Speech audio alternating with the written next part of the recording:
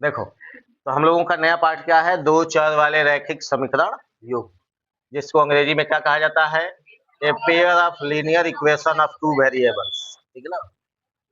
अब इसको पढ़ने के लिए, ठीक है ना, अभी जैसे आपको बता रहे थे कि सबसे पहले हमें रैखिक समीकरण को समझने के लिए शुरुआत किससे करनी होगी, एक चर वाले रैखिक समीकरण से। ठीक है ना। एक चर के बाद दो चर वाला रैखिक समीकरण देखेंगे, दो चर वाले रैखिक समीकरण से फिर दो चर वाले रैखिक समीकरण युग्म में प्रवेश करेंगे ना जी। तो इसलिए सबसे पहला हेडिंग हम लोग क्या पढ़ेंगे, एक चर वाला रैखिक समीकरण।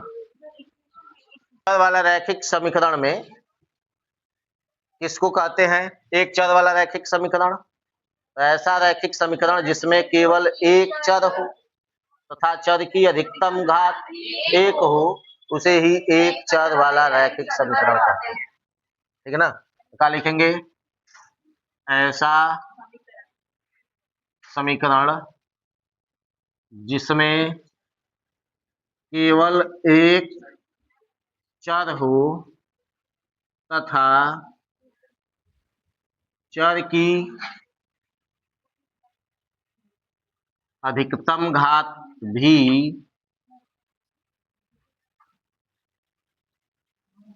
एक हो, एक चर वाला रैखिक समीकरण कहलाता है। सुनिए, देखिए, ऐसा समीकरण जिसमें केवल क्या हो, एक चर हो। ठीक है ना, चाहे x होगा चाहे y होगा, सुन रहे हैं, केवल एक चर हो तथा चर की अधिकतम घात भी कितनी हो, एक हो। ठीक है ना, चर की अधिकतम घात भी कितनी हो, एक हो। क्या कहलाता है वो, एक चर वाला रैखिक समीकरण कहलाता है। इसका मानक रूप या व्यापक रूप क्या होता है, बात बात छूट जा रहा है। देखो आगे, एक चर वाले रैखिक समीकरण का मानक रूप, सुन रहे हैं, मानक रूप कहिए चाहे व्यापक रूप कहिए, ठीक है ना, वो होता है ए एक्स प्लस बी। ठीक है ना, तथा ए जहां ए नॉट इक्वल टू, आगे लिखेंगे जहां ए नॉट इक्वल टू जीरो। इसमें ए को बराबर जीरो नहीं लिखे, सुन रहे हैं, एक चर वाले रैखिक समीकरण का मानक रूप या व्यापक रूप a x plus b is equal to zero, is equal to zero जरूर लिखा जाएगा। अब सुन रहे हैं ना, क्योंकि अब हम लोग बहुपद नहीं पढ़ रहे हैं, समीकरण पढ़ रहे हैं। तो समीकरण में जब तक बराबर जीरो नहीं लिखेंगे तब तक उस समीकरण नहीं बनेगा, सुन रहे हैं ना, तब तक वो केवल क्या रहेगा, बहुपद रहेगा। बराबर अगर जीरो छूट गया तो वो बहुपद कहलाएगा, सुन रहे हो ना। अगर बराबर जीरो लिखोगे तभी वह समीकरण कहलाएगा, चाहे वो एक चर का रैखिक समीकरण हो, चाहे दो चर का रैखिक समीकरण हो, चाहे रैखिक समीकरण युग्म हो, सुन रहे हो ना। उसमें बराबर के दूसरे साइड या तो जीरो लिखना पड़ेगा या कोई अंक या कोई दूसरी चीज जरूर दिखानी पड़ेगी, सुन रहे हैं। देखो, ए को क्या कहा जाता है, एक्स का गुणांक, और बी को क्या कहा जाता है, अचर पद या स्थिरांक। ठीक है ना, या एक्स की पावर जीरो का गुणांक। ठीक है ना, इतना लिखो।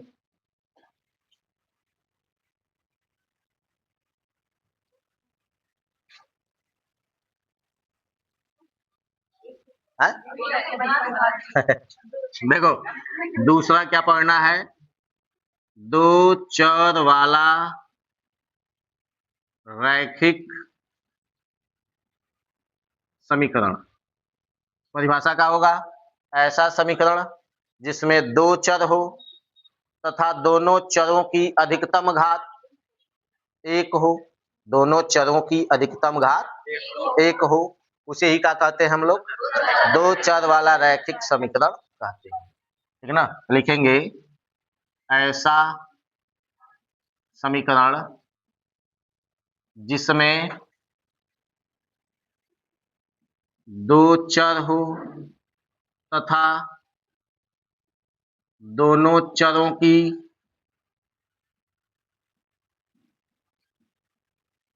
अधिकतम घात एक हो,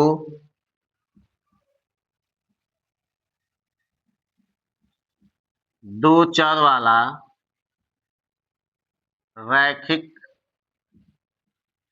समीकरण कहलाता है। समझे जी? ऐसा समीकरण जिसमें दो चर हो तथा दोनों चरों की अधिकतम घात क्या हो, एक हो।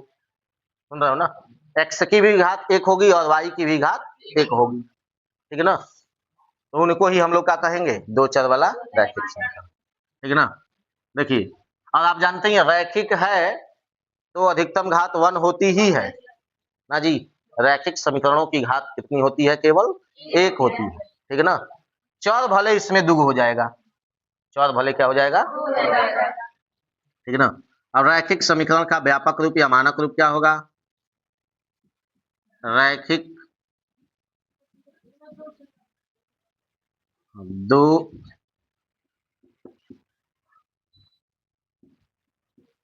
दो चर वाले रैखिक समीकरण का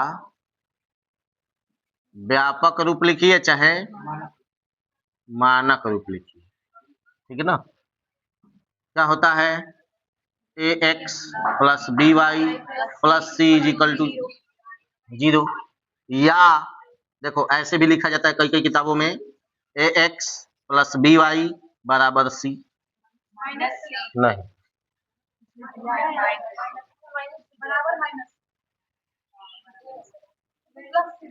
चलो बराबर माइनस से सी लिख लो, अचर पद है, उसे कोनो अंतर नहीं। ठीक है ना जी, तो ये दोनों हो सकता है। ठीक है ना, अब इसमें भी जहां ए आगे लिखा जाएगा, जहां देखो ए नॉट इक्वल टू 0 अथवा दोनों चरों में से है, दोनों चरों के जो गुणांक हैं, एगो ए है एगो बी है। ठीक है ना, तो ए इज इक्वल टू 0 अगर हो, ठीक है ना, मतलब यदि दो ए नॉट इक्वल टू 0 तथा बी नॉट इक्वल टू 0, मतलब इनके गुणांक शून्य नहीं हो सकते हैं।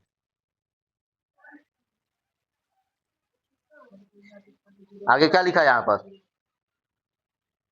ए तथा बी दोनों शून्य न हो, लिखा है ना, ए तथा बी दोनों शून्य न हो। ठीक है ना, अर्थात a not equal to 0, b comma b is equal to 0 अथवा a is equal to 0, b not equal to 0। ठीक है ना, तो समझ आते हैं, पहले है इतना बुझाया है, ये दोनों 0, अगर इन दोनों में से कोनो एक अगर 0 हुआ, सुन रहे हो जी, इन दोनों में से कोई एक अगर 0 हुआ, तो फिर यह समीकरण दो चर वाला रैखिक समीकरण न होकर केवल एक चर वाला रैखिक समीकरण हो जाता है। सुन रहे हैं, दो चर वाला रैखिक समीकरण न होकर केवल क्या हो जाता है, एक चर वाला रैखिक समीकरण हो जाता है। ठीक है ना, बस इतना लिखिएगा। अब यदि, सुन रहे हो जी, यदि आगे यहां लिखा जाएगा, नोट में लिख लीजिएगा, देखिए यदि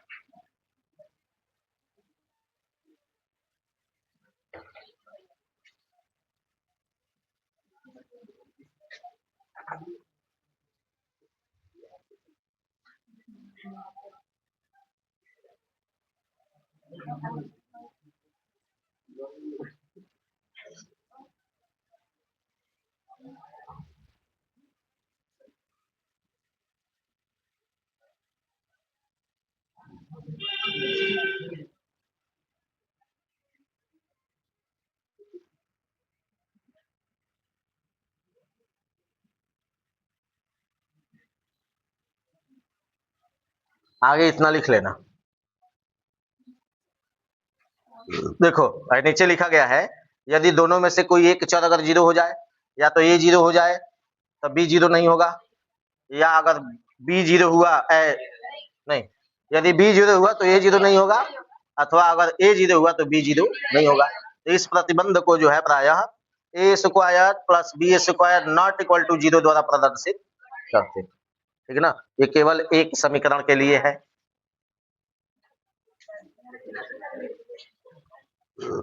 और इसमें ए बी और सी ये तीनों होती क्या हैं? देखिए ए बी तथा सी तीनों जो है वास्तविक संख्याएं हैं।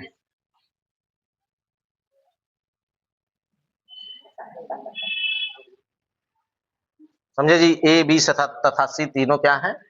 वास्तविक संख्याएं हैं। ठीक है ना, बस ए बी तथा सी तीनों वास्तविक संख्याएं।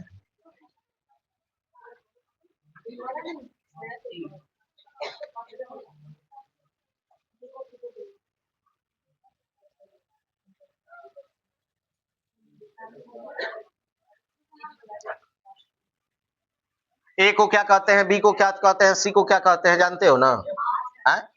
ए जो है एक्स का गुणांक है, बी जो है वाई का गुणांक है, सी स्थिरांक अथवा अचरांक है।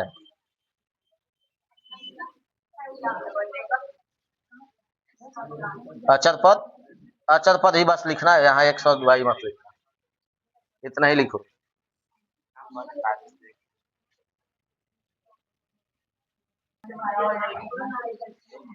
सुनो जी, अब आगे देखो, तीसरा पॉइंट अब इसमें हम लोग पढ़ने जा रहे हैं, दो चर वाले रैखिक समीकरण युग्म। सुनिए, दो चर वाले रैखिक समीकरण युग्म अब किस तरह से दिखाई देंगे? ठीक है ना, तो जब दो चर का रैखिक समीकरण दो को एक साथ लिखा गया हो, ठीक है ना, तो उन्हीं को हम लोग दो चर वाला रैखिक समीकरण युग्म कहते हैं। ठीक है ना, दो चर वाले रैखिक समीकरण युग्म का सीधे व्यापक रूप लिखते हैं या मानक रूप। क्या होगा? देखिए, पहला होगा a1x plus b1y plus c1, ठीक है ना, इक्वल टू 0। इसी के साथ दूसरा भी लिखा गया होगा, ए को नहीं होगा, दो को एक के साथ रहेगा, तो a2x plus b2y plus c2 equal to 0। ये दोनों एक साथ ही लिखे गए होंगे। तो ऐसे समीकरण युग्म को ही हम लोग क्या कहते हैं? रैखिक समीकरण युग्म कहते हैं। सुन रहे हैं? दो चर वाला रैखिक समीकरण युग्म कहते हैं। ठीक है ना, अब इसमें जहां a1 b1 c1 a1 b1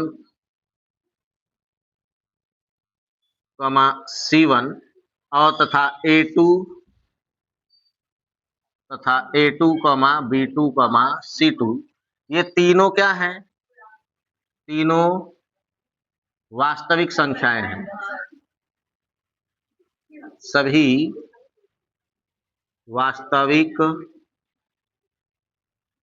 संख्याएं हैं। सुन रहे हैं?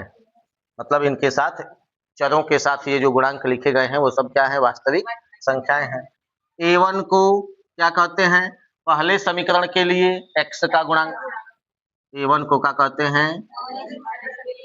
पहले समीकरण के लिए, तथा यह भी लिख लो, तथा देखो पहले समीकरण के लिए a1 अभी हम लोग लिखे थे ना a square plus b square not equal to 0।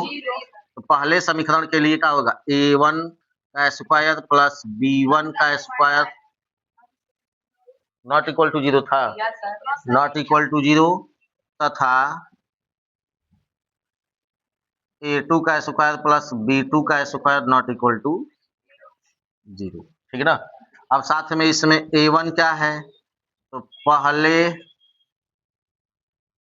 समीकरण के लिए x का गुणांक है, b2 क्या है, पहले समीकरण के लिए y का गुणांक है ना जी, c2 क्या है, c1 ना, c1 क्या है,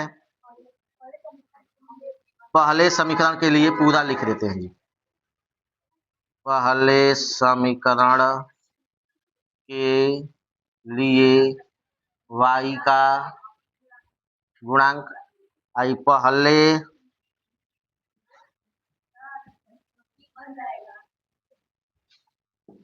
पहले समीकरण के लिए क्या अचरांक या स्थिरांक, अचरांक या स्थिरांक, अचरांक चाहे अचर पद एक के बात है। ठीक है ना। इसी प्रकार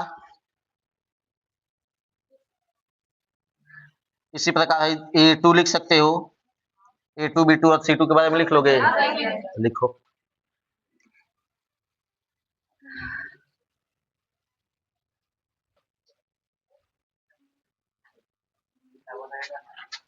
है लिखो नोट में, लिखिए दो चर वाले रैखिक समीकरण युग्म का आलेख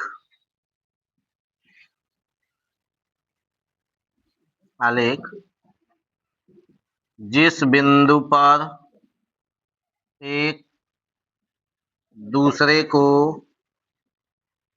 प्रतिच्छेद करता है वह उभयनिष्ठ बिंदु ही दोनों रैखिक समीकरणों का हल अथवा शून्यक कहलाता है। प्रतिच्छेद लास्ट में है।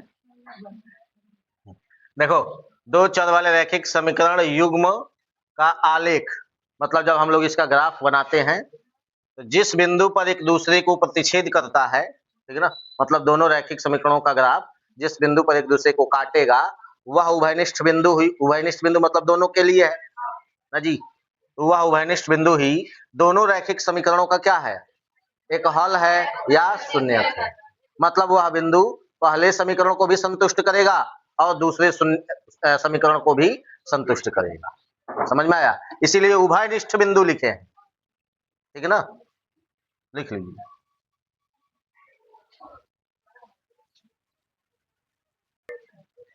चलो जी आगे हेडिंग लिखो। सुनो जी, है इधर देखो, अगला हेडिंग लिखिए रैखिक, दो चर वाले ना, दो चर वाले रैखिक समीकरण युग्म को हल करने की बीजगणितीय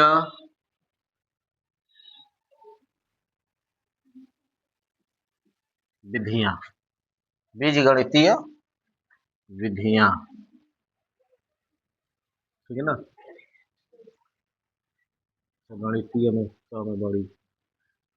देखो जी, अगला हम लोगों का हेडिंग क्या है, दो चर वाले रैखिक समीकरण युग्म को हल करने की बीजगणितीय विधियां। कगो विधि पढ़ना है हम लोगों को? 2 गो, ठीक है ना। सुन रहे हैं? प्रतिस्थापन विधि और विलोपन विधि, मात्र 2 ही। एगो वज्र गुणन विधि होता था, शायद इसमें नहीं है, हटा दिया गया है, ठीक है ना। तो इसको हल करने की कम से कम 3-4 विधियां होती थी, 4 गो विधि। सुन रहे हो जी? जिसमें से 2 ही ठो रखा है, दोनों आसान आसान है, ठीक है ना। प्रतिस्थापन विधि और विलोपन विधि दोनों ही बहुत आसान होती है, ठीक है ना। तो आगे लिखिएगा, रैखिक समीकरण युग्म को हल करने की निम्न 2 विधियां हैं। देखिए, 2 चर वाले रैखिक समीकरण युग्म को हल करने की निम्न 2 विधियां हैं।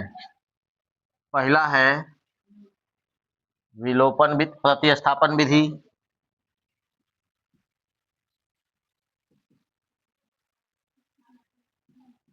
और दूसरा है विलोपन विधि, ठीक है ना। इनको अंग्रेजी में मेथड ऑफ सब्स्टिट्यूशन,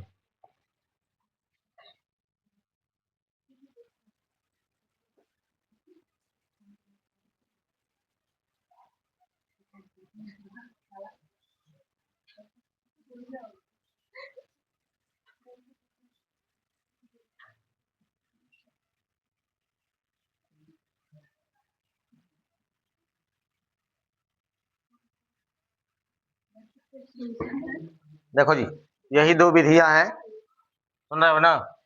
एगो प्रतिस्थापन विधि है, जिसको अंग्रेजी में क्या कहा जाता है? मेथड ऑफ सब्स्टिट्यूशन, और विलोपन विधि मेथड ऑफ एलिमिनेशन है। चलिए, इतना लिख लीजिए।